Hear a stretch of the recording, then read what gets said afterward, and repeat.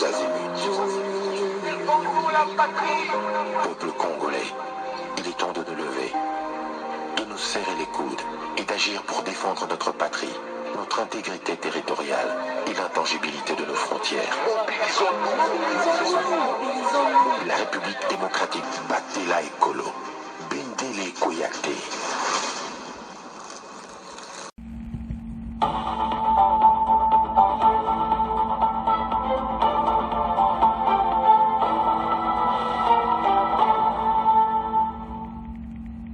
Bonsoir, bonsoir, bonjour, c'est Congo News 24. Bande Konanga, comme toujours avant de commencer notre émission, nous disons merci à Dieu. Nous disons merci à nos chers abonnés et téléspectateurs qui nous suivent partout dans le monde et en RDC. Bande Konanga, soyez les bienvenus. À la une, chers téléspectateurs, on va commencer cette émission Bandeko. O balobake yindi ndenge koma Kagame pression oyo e komi pona ba résolution oyo koi ultimatum Kagame a respecté la résolution de l'ONU et suivi la Belgique et la Grande-Bretagne. Grande-Bretagne ba eko yebisa Kagame clairement ba eko mona pe fachi il faut ayoka. Bah, lobby que je ferai clairement à présent Kagame message clair et il faut tout ça. Bah, résolution s'occuper. Bah, conséquences graves. Donc, on développe en émission. Deuxième point, chez téléspectateurs. Kagame dormir, les USA. Bah, téléméli nyonso, et to kangi Kagame. Bah, minere nyonso. O ezan étiquette rwandais. Et koko teka malisu de libanda ba américain bazo bloqué tout. Alors banamboka match za mobulu Kagame en danger. Petoko développer une émission là. Et puis kaka na poana ba américain ba renforcer résolution wana Kagame il faut respecter yango. Kaka ndenge monde to lobaki na premier point. Mais tozo ya na poana match za mobulu Kagame azana situation très difficile. Kakana pona bandeko nangai. Lors du conseil des ministres, le président Fachi a insisté sur la mise en œuvre immédiate de mesures visant à augmenter la prime de combat. Prime à militaire azo matsango na pona mikolo don alobe on a conseil des ministres. Chers téléspectateurs, émission de bandi et comité autosola ensemble ma solo yamboka. Bande kotoko banda directement si renforcement ya ba résolution ou ekoya ki na Nations Unies. Alors la Belgique ba eko renforcer ko yebsa Kagame et puis toko yoka la Grande-Bretagne nde ba eko renforcer. Toko banda avec la Belgique. Message zaki clair.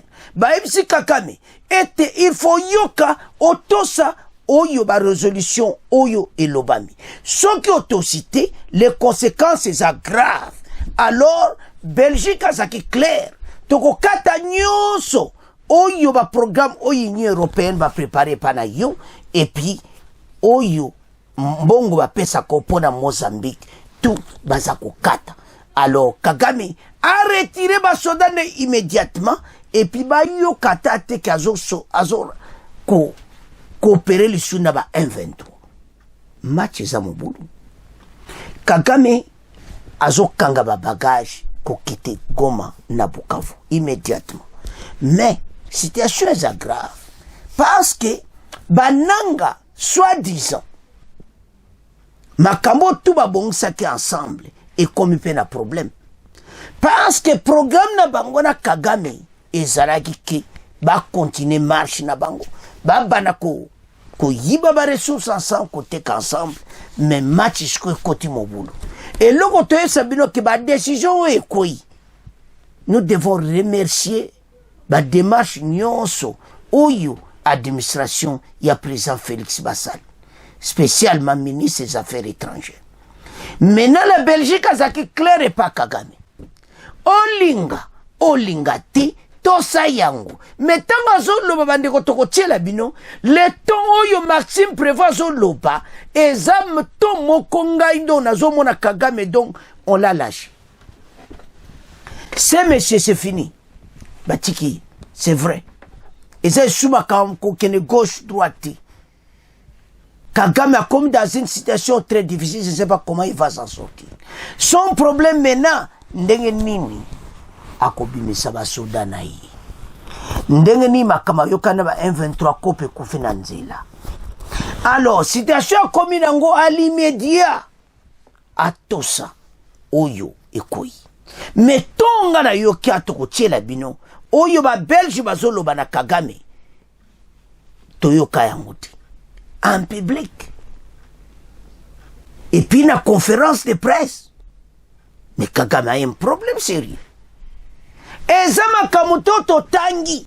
Baza koloba na munoko pa Kagame. La Belgique a c'est clairement l'Union européenne bazo kata ba contrat to salakina you. Ba aide au développement. Et puis mbongo to pesa kapona Mozambique. Nyos to zo kata. To sengio immédiatement. Parce qu'il y a mon akika qui est en Belgique. Aïeba était que l'Union européenne peut pas décider. Mener comme problème. Ministre des Affaires étrangères belge, na poste na niveau Union européenne, à Zoloba, en tant que mon lobby ya Union européenne. A lobby na yi, au nom de l'Union européenne. Alors, c'est ton et sali Kagame bienté, ndenge nina ko retirer ba kopo kare minute à l'immédiat, le mot est clair, Congolais. Totse ko landa oyo bazolo ba koti. À l'immédiat lobby ya, ndeto lobby sikoyo, sala ya. Abaneja ko récupérer babilo musu butu, mais ça facilité. À peu près plus de 85 000 militaires rwandais, bandana Bunagana, jusqu'à Bukavu. Kamanyola koute logo zate, kuna koute déjà, baoti kanabompo, après Bukavu bajoye Kamanyola. Aza ko souffrir. Ya auto féliciter Lubero, faire dessin à Lubero, masolo kitoko. Alors, en tout ceci, boso mona teke, vraiment Kagame a un problème sérieux. Totanga nde Belgique a gangeli, bon auto avance. Ba gangeli plus de respect à Kagame, ba humilier ye.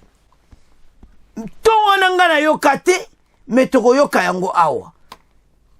Fin de l'aventure à Kagame. Ultimatum Kagame de respecter la résolution de l'ONU suivait la Belgique et la Grande-Bretagne, United Kingdom, ndeba lobi. Toyoka yuki, na ba meto banana na Belgique. Après toyoka ya yuki. La Belgique salit l'adoption à l'unanimité des résolutions 2773 du Conseil de sécurité de l'ONU condamnant l'offensive du M23 à des forces rwandaises en RDC et appelant à un cessez-le-feu et au retrait immédiat de ces forces. Le Conseil de sécurité de l'ONU exhorte toutes les parties à s'engager dans le dialogue. Bruxelles durcit ainsi le ton avec avoir annoncé la suspension de la coopération bilatérale avec Kigali suite à la violation de l'intégrité territoriale de la RDC et de la Charte des Nations Unies par les Rwandais. À Burkina Mibeko ya ONU a violé le territoire congolais.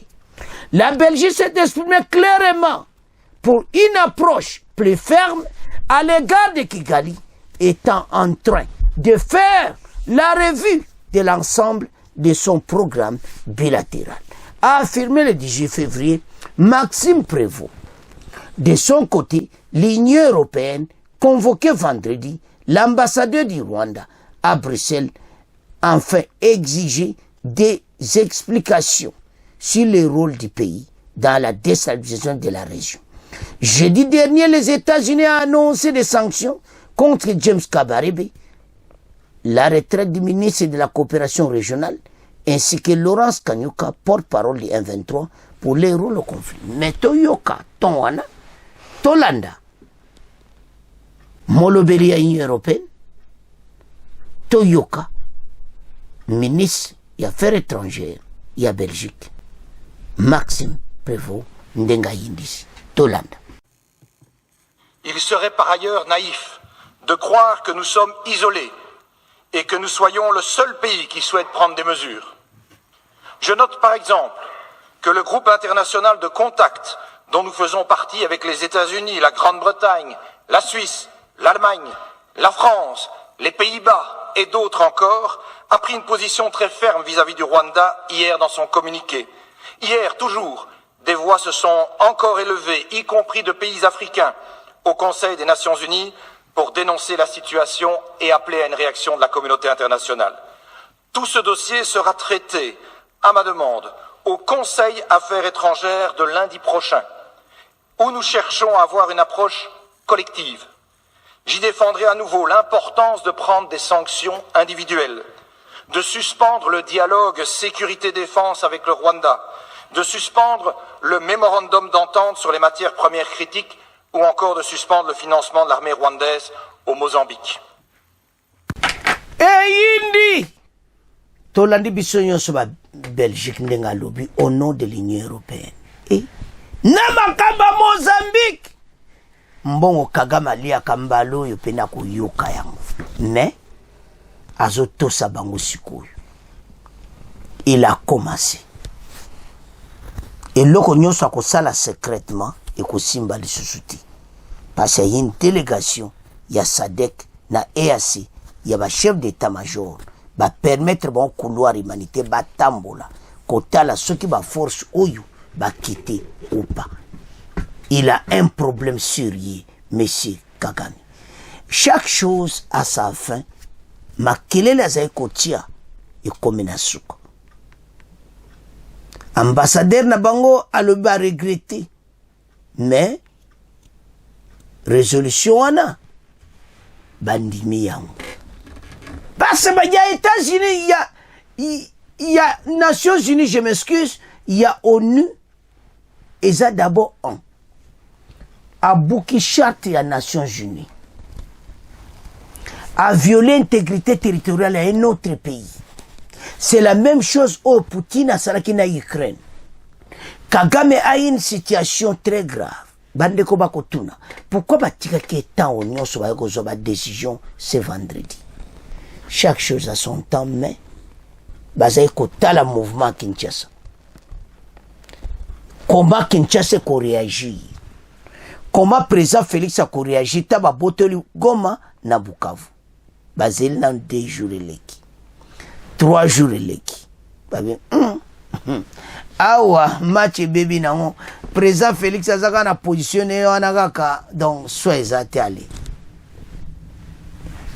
réunion ya de 15 pays membres résolution koi à l'unanimité bon comprendre que zaki décision moko difficile la situation nyonso Kagame fayuka a commis devant un problème a comme na situation ke ndenge ni na kobima na makambo nde na kotika ba pression nyonso ya zakozo to kende sikoyo na Grande-Bretagne zo tanga clairement bana na M23 na ye Kagame alors bo kite azo tanga azo loba clairement bo kite Villa Bukavu bo quitter Goma na ba entité obozanango et puis Kagame to sa résolution oyo soki to komona makambo na bon donc bo mona pena makambo ya soko sakanate les conséquences graves. Voilà pression et comme il est collé à présent rwandais à ça le plus tôt possible. Bandeko l'immédiat, so ba moniti ba lendi ba soldat ne bazaka akuna azana problème sérieux. Soko moni ministre des Affaires étrangères ya Grande-Bretagne a kititi na Kinshasa kokutana na président Félix. Après kokende pek akipa Kagame. Aoyebisa yi era ngo yabi misaba ombangu passe conséquences ça grave ça dit bazo bon ça bundeli pona ko beta bango biloko moto tout babima et puis ba retirer tout oyo ye aza nango. Baconséquence wana selon bango mo mindele Rwandais, le peuple va souffrir. Kagame le lundi sili. Nandimité l'activité nyonso ya préparé ka kokalisu. Et c'est fini. Mibeke koi. Tutanga. Rencontre à Fachi. Na ministre des Affaires étrangères. Il y a Grande-Bretagne. David Lamy. To avance. Bande ko makamoza minen. Le ministre britannique des Affaires étrangères, Commonwealth et développement prévient. Je ferai clairement comprendre au président Kagame que de nouvelles violations de la souveraineté de la RDC auront des conséquences. Ou ça va être grave. Le président Félix Tshisekedi a reçu ce vendredi, dans la soirée, David Lamy, secrétaire d'État britannique aux affaires étrangères, Commonwealth et développement, venu lui expliquer tout le soutien diplomatique de son pays apporte à la RDC au moment où le Rwanda a envahi les provinces du Nord Kivu et du Sud Kivu. Pendant près de 2 heures, les chefs de l'État et son hôte ont passé en revue la situation sécuritaire et humanitaire dramatique dans l'Est de la RDC. David Lamy a réitéré la position ferme de son pays et s'est dit prêt à appuyer sur tous les leviers diplomatiques en tant que membre permanent du Conseil de sécurité des Nations Unies pour veiller à l'application effective des engagements pris par toutes les parties au dernier sommet de Dar es Salaam. En cas de non-respect, la Grande-Bretagne n'exclut pas d'aller jusqu'aux sanctions contre le Rwanda. Et Zaya Koyinda, Esieindi, Sigo Toyoka, Yemoko, représentant na bango ambassadeur na bango na Nations Unies, ndenga peta kiseti, na ndenga tanga ki na ba ville, na Goma na Bukavu, pe ndenga ni Kagame, azo arme na ye, butu, akatsanga Rwanda, bon, to développer masolo, to landa. Merci, Monsieur le Président. Le Royaume-Uni remercie la délégation de la France, délégation porte-plume, pour ses efforts, et nous remercions également tous les membres du Conseil d'avoir contribué à l'adoption de cette résolution importante. Nous soutenons pleinement ce texte.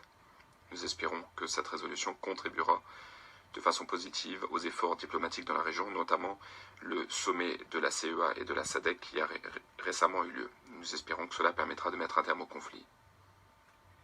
Nos ministres ne ménagent aucun effort pour soutenir un dénouement politique au conflit, car il n'y a pas d'issue militaire.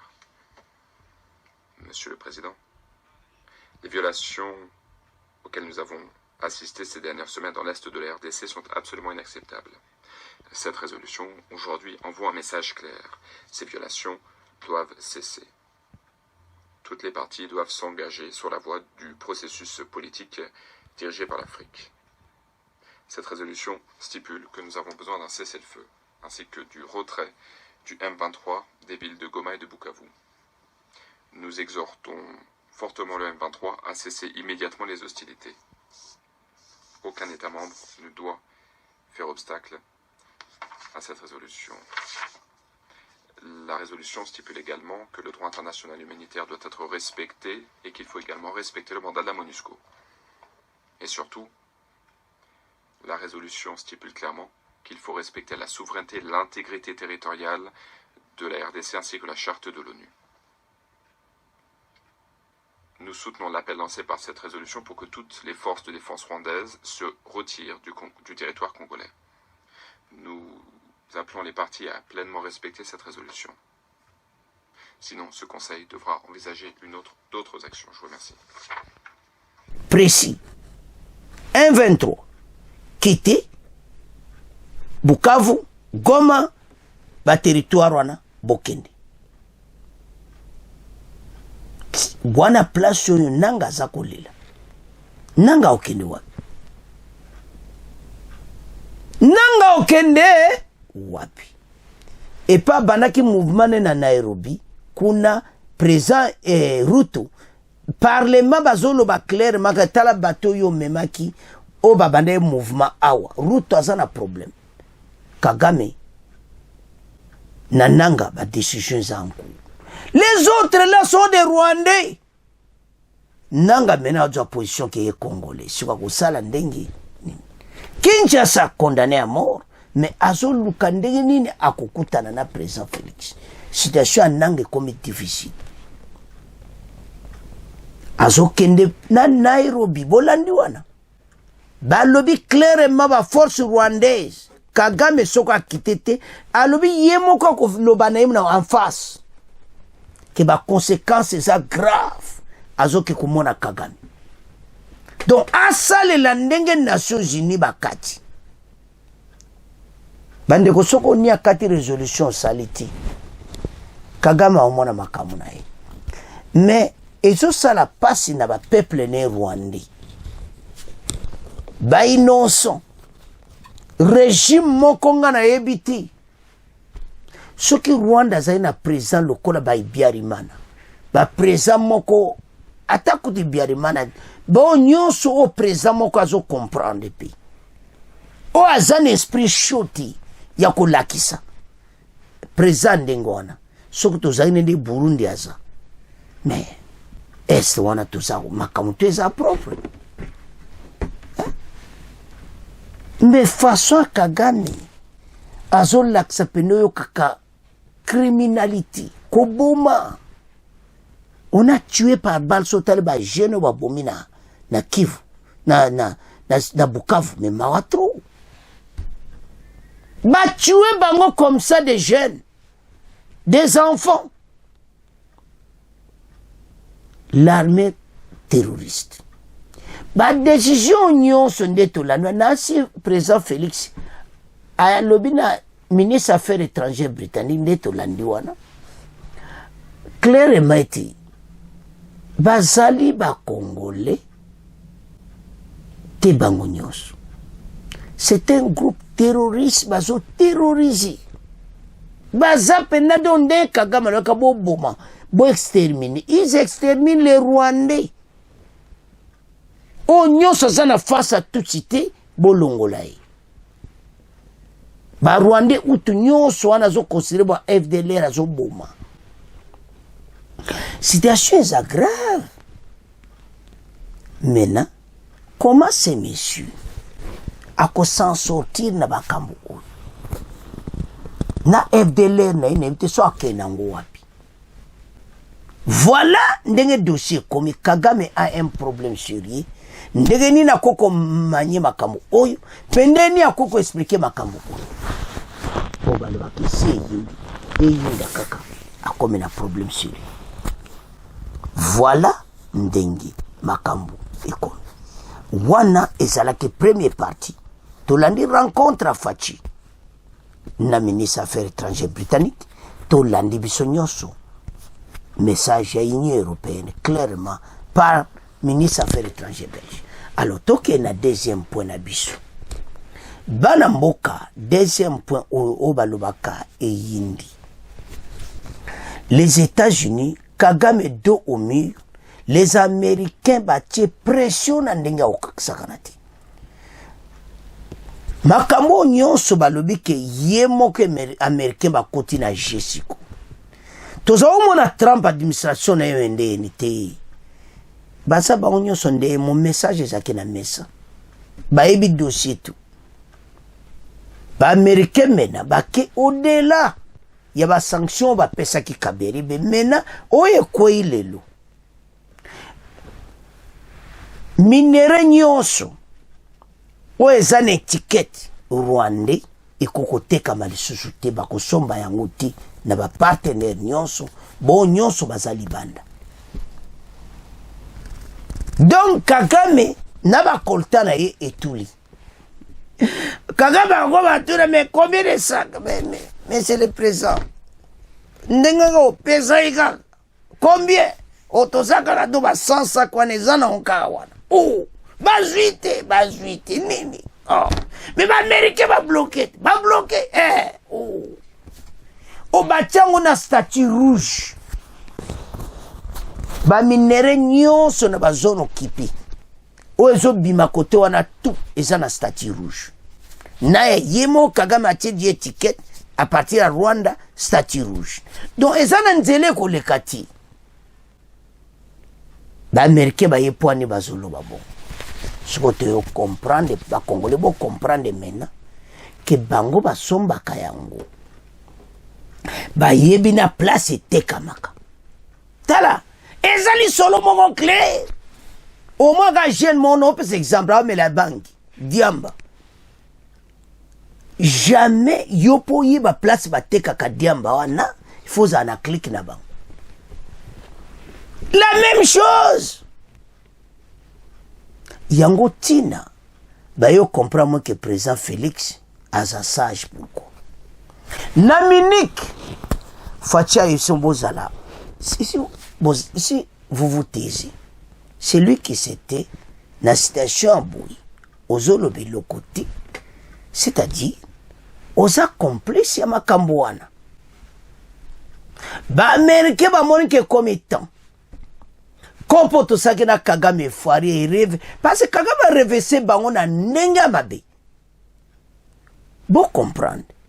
Makamo na zolo ba Kagame alobango na microbui na conférence de presse. Kana mba mo elekaki. Je crois bien avant même fin de l'année où il est que amoni ba saka minéraux zo kenene ba Belgique ba donc zo tanga ba pays. Sagesse pesa que tous y ensemble. Yozo funda les souba ba mindele. Ozo qui n'est pas Occident et tout ça. Kagame l'avait dit makona zoloba ba Congolo ba la Twitter ba yi. Kagame avait dit que minéraux qui n'est pas là-bas. Et maintenant ba américain ba yebi. Nande Kagame teka ka ba plan. Ba lebi et comme la statue rouge et côté kamate. Atosa nyonso oyo ba lebi na yi. Mpiake koti. Entre bauma tate bandi. Bissimo. Nanga. Kagame. Makenga le général azo quitté. Makenga comme la Rumangabo a mona lokola soki. Rumangabo ane comme so palais présidentiel à Makenga. Commandant na bang. Ba Rwandi. Makenga.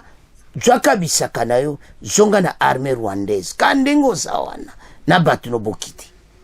Batu ba komi na suka. Pourquoi ba kati kota ba mineri? Ba Américain ba yebete wa place Kagame azwaka force ne place mbongo azwaka. Ba somba ka biloko bazana besoin pona ko boma wa Congolais.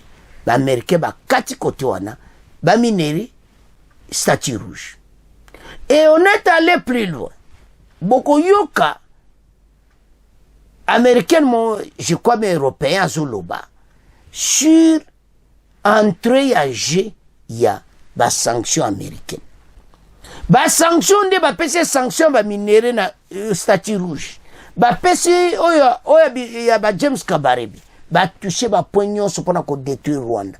Rwanda c'est une puissance pour le moment. Biloko zo bunde la bah on te va pesa qui. Bah tali président Félix ça ça la position mon que na on négocier na bangoti. Bah bi hey mais à couper Covid. Allez. Kagame zwa biloko. Dos au mur. Kagame à genoux totalement. Makamoto le bien sur lui. Badjo wa minere wano yiba kana RDC bacha una statue rouge. Total. Kagame dos au mur par USA. Minere ticket rwandais statue rouge. Et puis bah nene nyonso a commis un problème sur lui. Makambu yango ana tozoloba. Donc Kagame fait tout ça. Parce que niveau makamwe komi, soka yokite, il a un problème sur lui. Alors que la situation sécuritaire des droits humains en RDC continue de se détériorer, à la suite de la résurgence de la rébellion du M23 soutenue par les Rwandais, les États-Unis d'Amérique déplorent l'aggravation et l'exploitation illicite des ressources naturelles de la RDC. Et ça m'a les Américains bazo pena comment ça va on passe nande Kagame azo yiba en vrac ba minir. Devant le Conseil de sécurité de l'ONU, le 19 février, Dorothée Camille Shea, représentative adjointe des États-Unis auprès des Nations Unies, a appelé à la fin immédiate des minéraux issus des zones sous contrôle de la rébellion du M23 soutenue par les Rwandais. Ce conflit a également aggravé l'exploitation des trafics dans l'est de la RDC, l'exploitation du secteur des minéraux.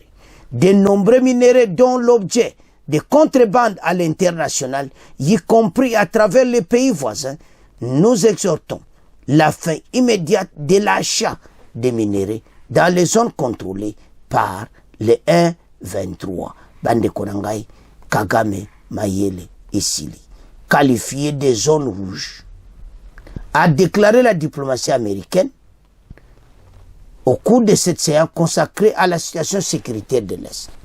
Bien avant mise en garde, l'administration américaine, le gouvernement de la RDC via le ministre des Mines avait pris une série de mesures contre les minéraux issus des zones contrôlées sous le Rwanda. Au cours du briefing conjoint, son collègue de la communication, le ministre des Mines Kizu Paka Pombe, était venu sur son arrêt signé le 12 février 2025 portant classement statut rouge de certains minéraux miniers du territoire de Massissi dans la province du Nord Kivu et du Kaléi dans le Sud Kivu. Selon la décision de la reconsidération du statut de ces minéraux est justifiée par des constats, à savoir l'exportation et le commerce illicite, les agresseurs, les forces négatives, bangonios. Mais les Américains lobby clairement que dans les zones contrôlées, notamment les régions qualifiées des zones rouges, les minéraux wana ekoteka balisuti. Les Américains bayibi place yotekaka. Mwana kama ondengeza, omonde basuti yo. Oteka lisusu te. Okoma na point que otali pena boyeba nombre basaka ndenge bayibuti rubaya. Ezaka ka ndenge mona kata Kigali ka ndenge butaki rubaya ezo bouger te. Okosambwa. Bakozwango le suye pana yote. Bakosomba oya directement na l'état congolais. Bandeko makambo eza kosakana ti. Alors, maintenant, balobi américain ba continage. Tozo ya na pona. Bandeko situation oyo bazana problème sérieux. Alors, Tolanda, cette dame akoloba sur makamwana nyonso. Comment mboka na biso makambo utoleka et ndenge nini ba minéraux esobima illégalement na statut rouge mboka eza mawatro et cette dame alobi que l'entrée en jeu bokoyoka ya ba américain match changer toyoka entrée déjà ba américain na makambo oyo bongo après toyoka président Félix Tolanda. Les sanctions américaines maintenant qui viennent d'être déclarées contre des responsables du Rwanda auront beaucoup plus d'effet parce que le Rwanda pouvait jusqu'à présent compter plus ou moins sur l'Europe qu'on se montrait assez timide avec le soutien de la France et du Portugal.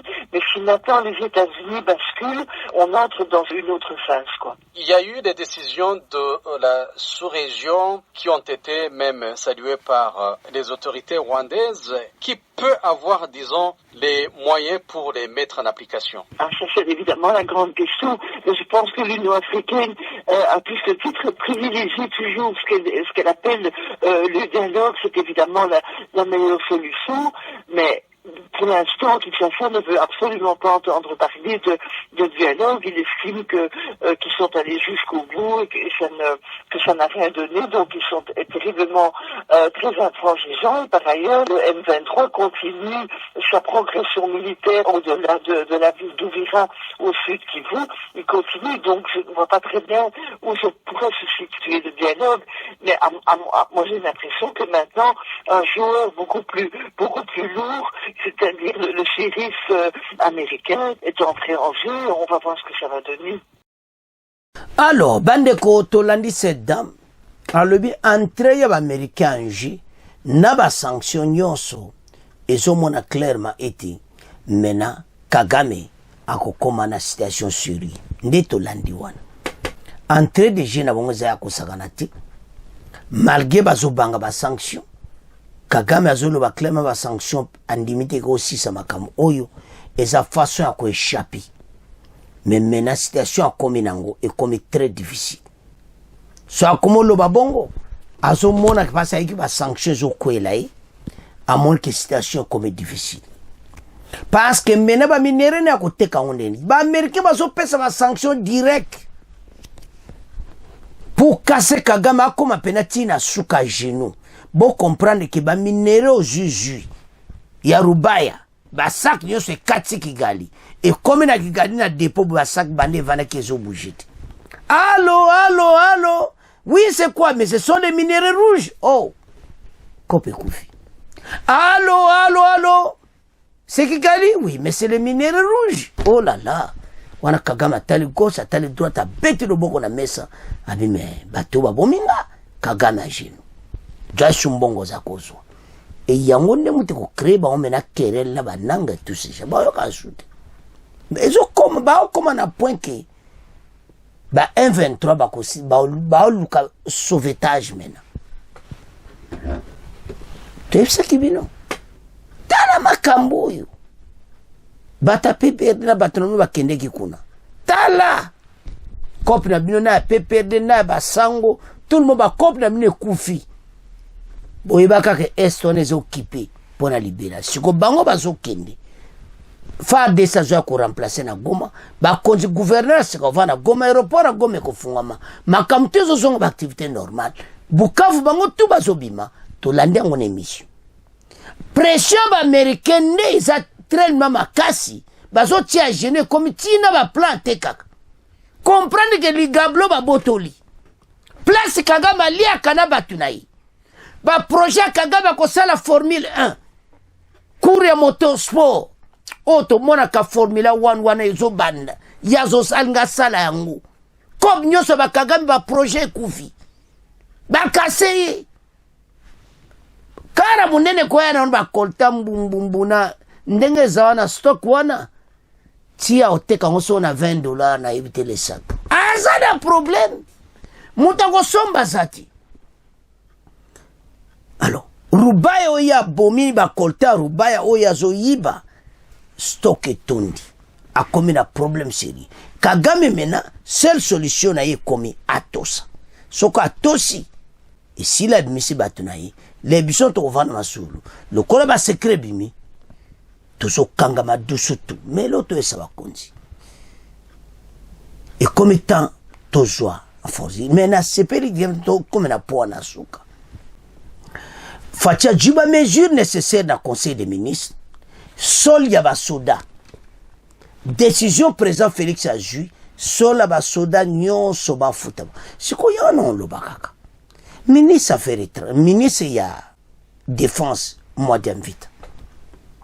Pourquoi soldat basode futa makiti? Les boya kolanda ti le mwanda mvuta le msupe apesi na ye ba généraux moko boye ba le kana balara bato bazo bunda na terre sol na mbona mozo mwana ti. Alors Fatia lobiango publiquement était sol na conseil des ministres était à l'immédiat soldat basoda nyonso ba mona ta problème de parce que mbongo na bango ezali à salaire chaque mois pourquoi ba retard au futa bango ba soldat na moya ba prime de combat bazo quitter. Voilà ce qui se passe. Ils ont démoralisé mutu ba corrompre directement mutu zo bunda ifala lia ka mbongo na pas ça pas tout na chaque ville ba liwana azana mbongo na poche abeni mbongo na ye salaire na ye asome loko na ye azo bunda zo lia pe mbongo na ye aya ibiti mukone ko kufa lepe mbongo na ye ti. Vous êtes des méchants ba généraux moko bandeko tous ces généraux bazo kendi ba généraux ana bazaki bato a James Kabarebe mais Jirafachi totanga yango bongo to avance. Lors du conseil des ministres vendredi le président Félix Tshisekedi totanga na sewana sold yaba soda a insisté sur la mise en œuvre immédiate des mesures visant à augmenter la prime de combat pour les militaires de la République démocratique, en particulier ceux déployés dans les zones opérationnelles. Alors, il va augmenter la prime de combat na bango. Oyo ba zwaka wana ba matsa yango. Bino bato bolekana kana bambongo ba soda bokeba. Mesure za makasi. Alors, moi d'invita mbongo wana ekomela ba soda. Bazana besoin nango sur le terrain. soki lelo basoda bazobunda comme ça force ate fatia juba décision na conseil des ministres parce que l'ennemi aza na kati ya mboka ba congolais il faut te comprendre. Alors maintenant les soldes militaires ils ont libéré faci as maxi bango mbongo ba augmenter visa a augmenter la prime de combat pour les militaires ba augmenter prime de combat wana.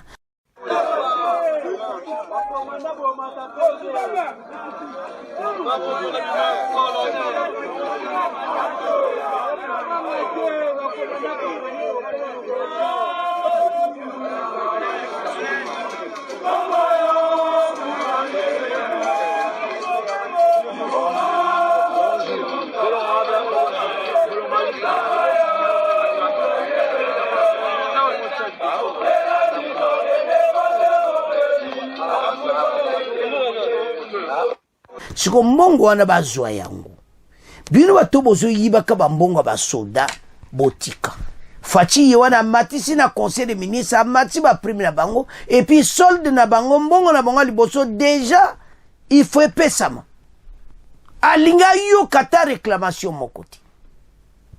Voilà mes faci a dû pona ba soda na biso mbongo bazo et maintenant message et que directement ba chef au nyonso ba chef d'état-major na ministre de défense mbongo ya basoda bamati primbo pesa bango à l'immédiat eko morale komata tanga za mbongo na alors faci biloko ifala landela kayango ba généré belé ba trahir mboka makamtozolo banabino ba généraux musu bazo sorola na nanga bazo sepela ye moko nanga kumkolo bango polele ke bazo benga ye façon mo pe a se dégager par président Félix na ba station ekomi nanga kumolo ba clairement te bazo benga na bakuna na Kinshasa donc bazo sorola na ye aimse ki fatiki ba traite bazaka pembeni na yo wana ba traite ozoluka omoni nanga ndenga reverser bino pasa ça pe mutu azo raisonner ma bé sali président Félix azo raisonner aluka se rattraper parce ba décision ko mi kono yendanga okende wapi nanga komi na problème sérieux akene kina Kigali mais na ndenge kope kufi ba tuti bako nyokola nanga na nega ko sagana te nanga zo luka u ya kokende na makambo oyo. Alors maintenant bango nyoso bananga ba okende na Nairobi na kora Nairobi soki bakonde balobaki EAC na SADC balobaki ke nyonso ezana na Luanda akozala na processus wana bango tu bakende batika ba arme na ba Kodeko na ba Zaïre na soi-disant Oboy ba musuku ba komi na ambassade ba wazalendo bakende so combien ba groupe armé wana tout bakende kuna bo kuta ngwa ba yakutumba tout le monde bon kenega bo sangana ka kuna na kati ya Nairobi yinda kaka bo beta na mitubino so ba nanga ensemble onga FC onga M23 na yebiti représentant wa M23 zanani Nairobi kuna makamba kanu ko betama po lere kaka ya kutumbatala bi o mais oya zane congolais te aya ko sani na kata processus ya Nairobi eza makamba biso na biso ba congolais bandeko ba groupe armé ekoyinda na kora Nairobi ba ko reverser bango jusqu'à ce que urkeneta lo mende na ote ye azane kutu mutu na biso te oh yo zaona uta oh bima makenga bosani bona bozomona te bakutinda nanga kokende bango nyonso na patia makambo basi bakoti na kata mukila na kata pantalon donc ba démarrer na mongoka Kigali match sisi mais ba américain de bazo nyonga mena Kagame ayoka so ayoki te mbaloyo esile na ye. Alors bana mboka c'est à ce point to comment clôturer mission na biso bo continuer ko s'abonner bo partager au revoir à la prochaine.